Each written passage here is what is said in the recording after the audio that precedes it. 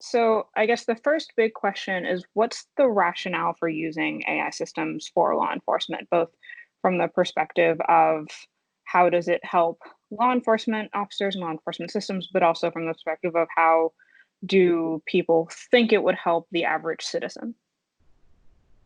Well, I don't work for law enforcement, Hmm. so you might want to ask them that. But I can Hmm. imagine, based on some public statements that police officials and prosecutor types have made, that they think this technology is helpful in at least a couple different ways. One is to identify people in images who may be unknown to them. So if they have, video from of a crime taking place on the street, they can potentially crop an image of the person's face, who's the suspect in that crime, and then run that image against a database of known persons, like a state driver's license database, state ID database, or a mugshot database, to try to identify a suspect in a crime. That's one way. And then there's another way, which is governments can use this technology in concert with surveillance camera networks that increasingly exist all over the country. And, that has a variety of uses for state security agencies, enabling them to find out where a pesky activist or journalist has been going, or to do things that people might think are more legitimate, like to identify somebody who's the subject of a warrant. In our view at the ACLU, that second type of deployment of the technology, using face surveillance algorithms in concert with video surveillance networks, is anathema to a free society, and we just shouldn't do it. There's no amount of regulation, in my view, that will protect the public's interest, and the harms that can come from the creation of a system of control, which is fundamentally what that is, outweigh substantially any possible benefits that the public might get from a system like that. Great. And can you speak to some of the harms that you would foresee in using these systems? Sure. So, police officers and police agencies are the former human beings, and the latter composed of human beings who are just as prone to abuse, error, mistake, errors of judgment as anybody else.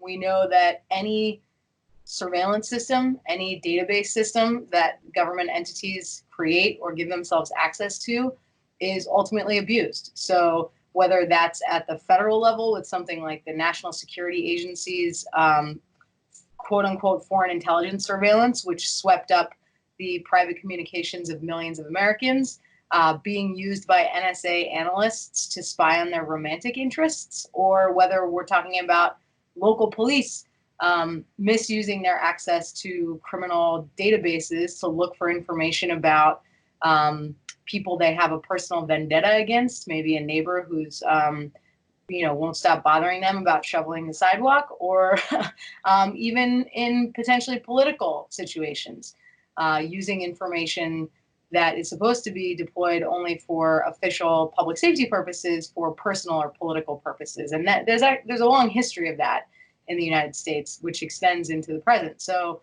anybody who's concerned about racial justice, climate justice, trans rights, the ability of people to mobilize, to protest, to demand that Donald Trump be impeached and removed from office, ought to be worried about the government's ability to use technologies like face surveillance to, for example, identify every person who attends the Women's March and put them on a list. Use this technology to track where journalists go in a city, right? Maybe a police department is frustrated that somebody in the department is talking to a reporter and telling them things about internal abuse or misuse of funds, and the leadership at the police department wants to find out who's the whistleblower. Well, a technology like face surveillance makes it relatively easy to find out who has visited the offices of the Boston Globe. If you have images of all the police officers and you have a camera right outside the Boston Globe's office, it's not that hard to use this technology to automate the discovery of somebody like a whistleblower, of their identity. Another example is If there's a camera outside of a substance use facility, become very, very easy for government officials on an automated basis to create lists of every person who's seeking treatment for, substance use dealing with alcohol or heroin or any other drug. And that's problematic because knowledge is power, and information like that can be used to harm people. It can be used to blackmail people. It can be used to threaten people. And people have a right to anonymity when they walk around in public. As Somerville City Councilor Ben Ewan-Campin, who's the champion of the ban in that city, has said repeatedly when he talks about this, this technology essentially is the equivalent of the government requiring everyone to tattoo their name and social security number on their face and walk around like that, so that the government can track everywhere everyone's going all the time and what everyone is doing all the time. And I think folks who have experienced living in an authoritarian society, or even in the United States, Black people, low-income people, immigrants who have suffered disproportionately from police surveillance and police harassment, and sometimes even violence, and certainly arrest, are more likely to understand what types of threats can come from handing the government that much power, so that it can, find out where everybody is all the time and easily control people. And the other problem is that the technology doesn't even work that well. So we're not even talking about a situation in which this is an all-seeing, omnipotent eye that perfectly identifies who's who in what scenario. I think too often government entities that are made up of people who are not artificial intelligence experts are buying a bill of goods from the private companies that are selling these tools, that says that they work great, right? And that they can be relied on to make determinations that are really consequential for people's individual lives and liberty. If we're looking at something like a right to privacy, are there any existing, like, constitutional or case law, essentially precedents that would protect people from this? Or given that you're in a public space, does this kind of circumvent those possible protections? Well, there are a couple different ways of answering that question. The first is that, yes, there actually is recent Supreme Court precedent, which I think is relevant on this point. But before I tell you about that, I want to first say that the Constitution is a floor, not a ceiling. So the Constitution creates the conditions, or the bare minimum protections for people in the United States. It means that the government cannot do anything less than what the Constitution requires, right? Or, invade our rights in a way that the Constitution thinks or says, or courts interpret the Constitution to say is illegal. That said, we as people in the United States can tell our representatives in legislatures, both at the city, state, and federal levels, that we want protections that go beyond what the courts have interpreted the Constitution to require. So I just want to be very clear about that, no matter what the Constitution says, if we want to, in a free society, create laws that say the police can't use this technology, we can do that. We don't have to wait for the courts to intervene in it. And in my view, we shouldn't. But to answer your question directly, yes. About 2 years ago, there was a case decided at the Supreme Court called Carpenter versus United States. It's an ACLU case that dealt with cell phone tracking. So we had a client who was arrested and charged with a series of bank robberies largely on the basis of his cell site location records. So, everywhere you go, your phone is sending messages back to your cell phone company, and the cell phone companies keep these records so they can be used to reconstruct your past movements. Law enforcement has been well aware of this. They were obtaining those data without warrants for a long time, until the ACLU brought this case to the Supreme Court, and the Supreme Court ruled in a very important ruling, Carpenter versus US, in the summer of 2018, that in fact, police do have to get a warrant to obtain that information. In that decision, which was written by Chief Justice John Roberts, he says, contrary to law enforcement's argument that we lose our right to privacy when we walk outside, we retain a right to privacy in public, he said. And the critical difference between, maybe 40 years ago or 50 years ago when, I don't think anybody would have said government entities would have had to get a warrant to physically follow someone walking down the street. The introduction of new technologies, like cell phones in this case, enable government entities to do things that they've never been able to do before. One, to find out where someone was 3 months ago, even before that person was under investigation. So it just simply wasn't possible before cell phones were invented, right? You couldn't hop in a time machine to go back and follow someone. And two, it enabled the surveillance not of one person in that way, but of 300 million people, every person with a cell phone, on a, in a manner that requires very little time, resource, or energy from an individual state actor, from a police department, from the FBI, etc. So John Roberts said, back in the day, there was kind of built-in friction where if the police wanted to physically follow someone, they'd have to spend a lot of resources doing it, which means that that person is likely a serious suspect in a serious crime, right? That the police would be spending a bunch of resources sending a team of people to physically follow them. The bar is lowered substantially by these new technologies, enabling a kind of mass surveillance never before possible. And that was one of the reasons why he pushed back. And the court said no, actually, to the government's argument, which was exactly what you said. People don't have a right to privacy in public. If you're walking around in public and your cell phone is sending messages to your cell phone company, you should have no right to privacy in that information. The court thoroughly rejected that and said new technology changes the equation so substantially that, in fact, you do now retain privacy interest in public, precisely because it's so easy using new technologies to reconstruct someone's past movements on a mass scale. And face surveillance implicates the same issues.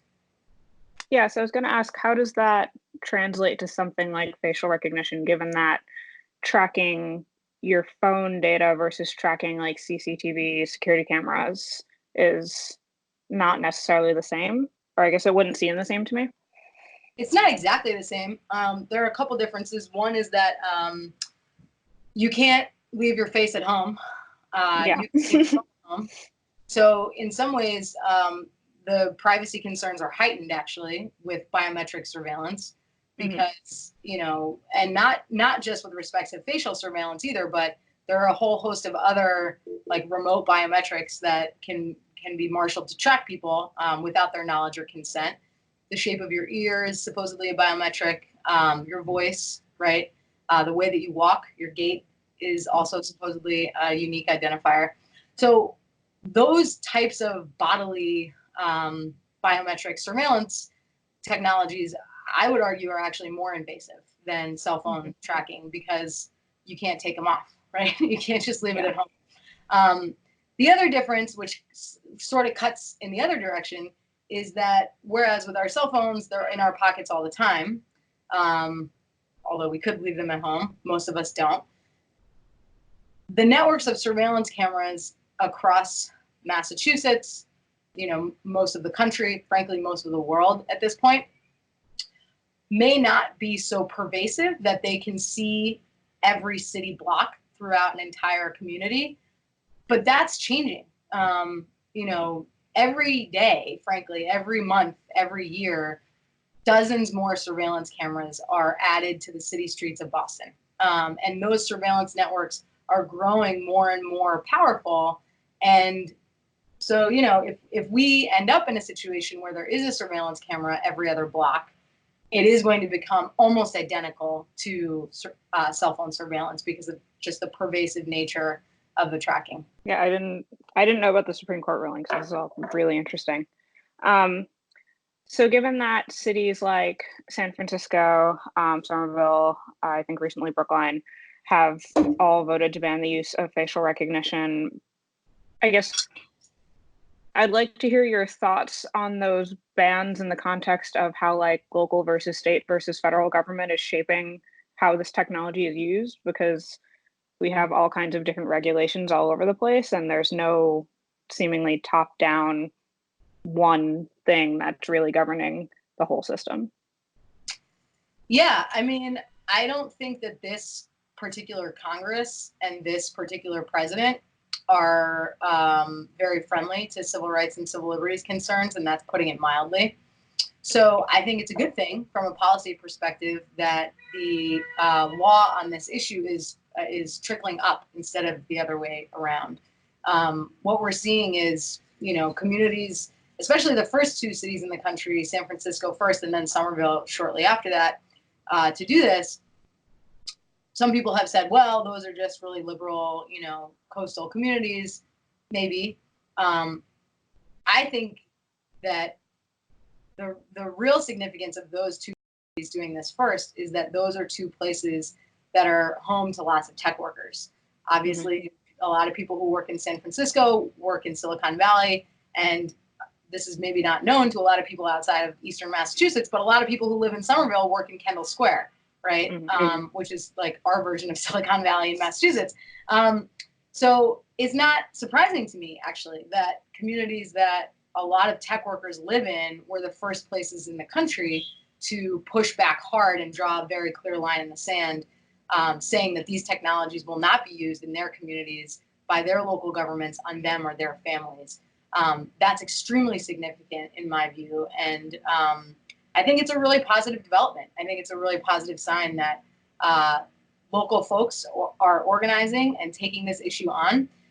The thing that most excites me about it is not just that it may spur state governments to take action, which may ultimately spur the federal government to take action in a positive way, but that local communities are showing us what's possible, because politics is really the art of the possible, and I think for a long time we've been sold a narrative by Amazon and Google and Microsoft and Facebook and the CIA and the NSA and police that says technology, if it exists, will be used in every conceivable context to monitor and control you.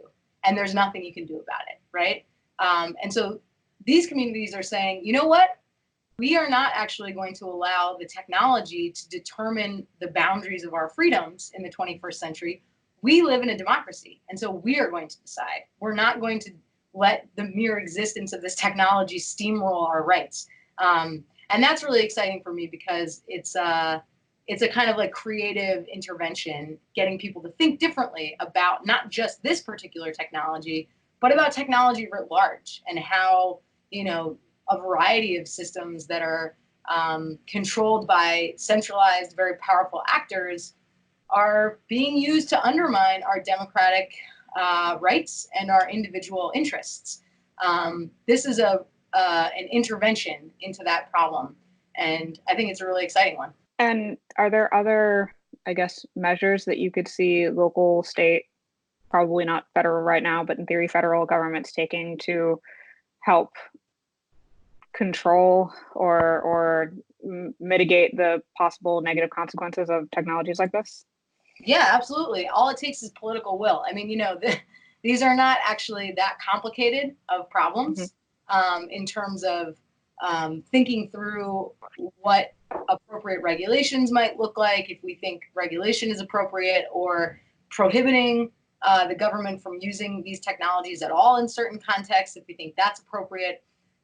The debate about what ought to be done is not particularly complex. I think it's a conversation that any person in the United States can engage in. The real issue is, can we build the political movement, and can we build the political will to force our lawmakers to do what benefits the public's interest instead of what benefits, frankly, the police or companies like Amazon. And that, I think, is the situation that we find ourselves in, not just with respect to face surveillance technology, but regarding a range of issues, consumer data protection, and, a lot of other issues related to privacy and technology.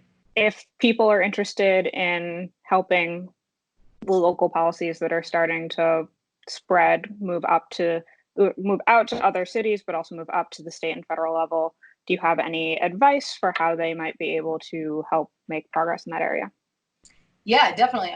If you live in Massachusetts, you should go to aclum.org and sign up to volunteer, because we can use all the help we can get.